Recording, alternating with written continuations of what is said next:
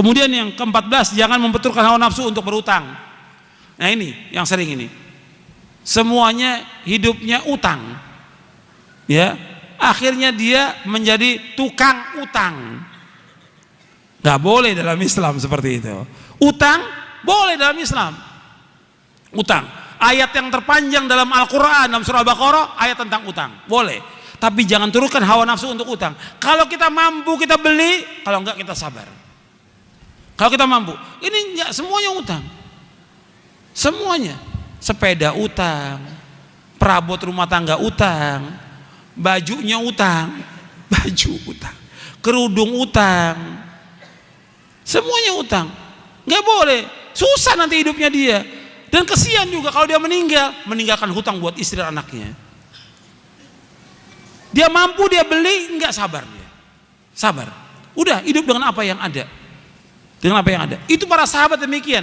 Para sahabat hidupnya nikmat mereka. Mereka terus ibadah kepada Allah, mereka kerja, mereka usaha, mereka dagang, mereka mencari nafkah. Mereka enggak memperturutkan hawa nafsu untuk berutang. Kalau betul-betul terpaksa baru mereka utang. Tapi mereka tepat janjinya. Enggak seperti sekarang. Waktunya bayar utang, afwan ya akhi, afwan. Saya nggak perlu afwan, saya perlu duitnya. Afwan. Bulan depan afwan lagi. Saya nggak mau dibayar dengan afwan, saya mau dibayar pakai uang. Antum pinjam uang kan sama saya, bayar dengan uang, bukan dengan afwan. Gitu. Banyak yang seperti itu. Makanya ini masalah utang masalah besar. Dan ingat, Nabi tidak mau menyolatkan orang yang punya utang 2 dinar. Nabi nggak mau solatkan. Dan utang ini akan ditutup sampai hari kiamat. Semua orang yang mati syahid dosanya diampuni kecuali utang, kata Nabi. Yughfaru lisyahidi kullu dzanbin illa dain. Diampunkan semua dosa orang yang mati syahid kecuali utang.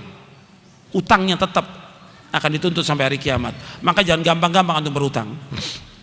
Nabi tidak mau solatkan orang yang berutang 2 dinar. Nggak mau Nabi solatkan. Jadi ingat itu, ajarkan istri kita, anak kita jangan gampang-gampang utang. Dan orang kalau sudah berutang, kalau berbicara mesti bohong.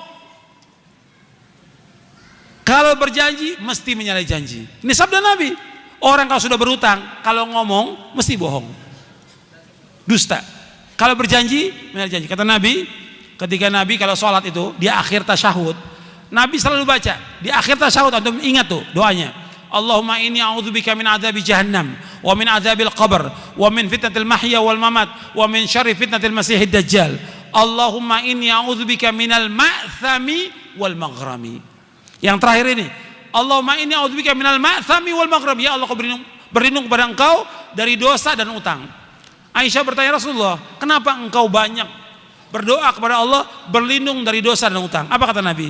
Innar rajula idza gharima hadatsa fakadzaba wa wa'ada fa akhlafa. Sesungguhnya apabila seorang itu dia utang, maka dia berbicara mesti dusta, mesti bohong. Kalau berjanji mesti dia menyalahi janji. Dan ini kenyataan. Dan ini tanpa kecuali yang seperti ini. Yang orang awamnya, yang penuntut ilmunya, yang ustadznya. Ini nggak benar yang seperti ini. Harus diperbaiki lagi. Akhlaknya diperbaiki lagi. Gitu. Kalau utang harus bayar. Kalau kita sudah janji sepekan, sebulan, 2 bulan bayar. Kalau 2 bulan sudah kita usaha untuk bayar, kita nggak mampu bayar, kita bilang datang kepada orangnya. Maaf, saya ini sudah usaha, ikhtiar, tapi saya belum mampu untuk bayar. Ngomong kepada orangnya, ngomong. Dan orang yang mengutangkan, dia harus memberikan tempo.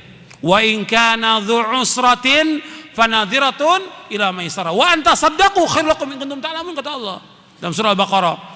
Kalau orang yang punya kesulitan gak mampu bayar, kamu berikan tempo sampai dia lapang. Kalau kamu sedekah kepada dia lebih baik, kata Allah. Kita ngomong, ini enggak waktu mau utang luar biasa.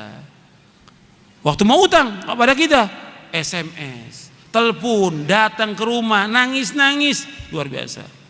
Begitu dikasih janji sebulan, udah sebulan nggak datang, nggak ada kabar, la salam, wala kalam, wala khobar, sudah. 2 bulan ditanya, marah dia. Antum nagih sama saya, antum nggak percaya sama saya. Lo antum utang harus bayar.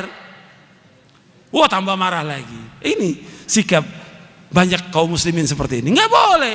Kalau utang harus bayar. Dia ketika dia berutang, dia berani ngadepi. Ketika dia nggak mampu bayar juga berani ngadepi. Datangi orangnya. Itu akhlak Islam, akhlak Islam. Antum lihat, saya ambil contoh satu. Ya, di zaman dahulu. Ini pelajaran buat kita semuanya ini. Dan juga buat para dai. Di zaman dulu sebelum Nabi Muhammad, jauh sebelum Nabi Muhammad SAW, cerita Nabi. Ada seorang berutang 1.000 dinar. Dia utang kepada seorang. Kemudian siapa janjinya? Kamu berjanji, siapa saksinya? Kamu berutang pada saya? Allah. Siapa? Saksinya Allah. Siapa jamin? Allah. Kata dia. Allah, dia bilang. Sudah, harinya dia berangkat safar dengan perahu ke satu tempat. Ketika sudah janji pada waktu itu, nggak dapat perahu dia untuk menyeberang. Tapi dia sudah berjanji pada orang itu. Ingat dia janjinya. Dia masukkan uang itu 1.000 dinar itu ke dalam kayu. Dilemparkan, ya Allah, dulu saya pernah berutang pada si fulan. Dan pada hari ini saya harus bayar. Waktu dia tanya, siapa saksinya? Engkau ya Allah.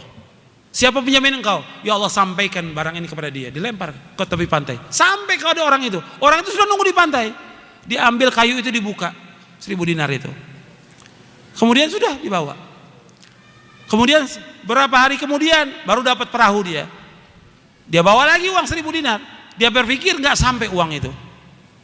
Sampai dia cari orang itu, ini dibayar 1.000 dinar. Bukankah engkau telah melemparkan uang di dalam kayu? Saya katakan kepada engkau, saya nggak dapat perahu waktu itu. Nah sekarang saya bayar. Mau bayar 2 kali.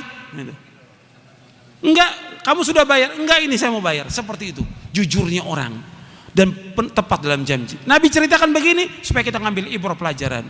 Tapi banyak orang yang nggak ambil pelajaran seperti itu. Hatta kita di mana bisa kita bayar utang? Mudah sekarang ini. Jangan alasan saya kan keluar kota, saya sakit. Bisa.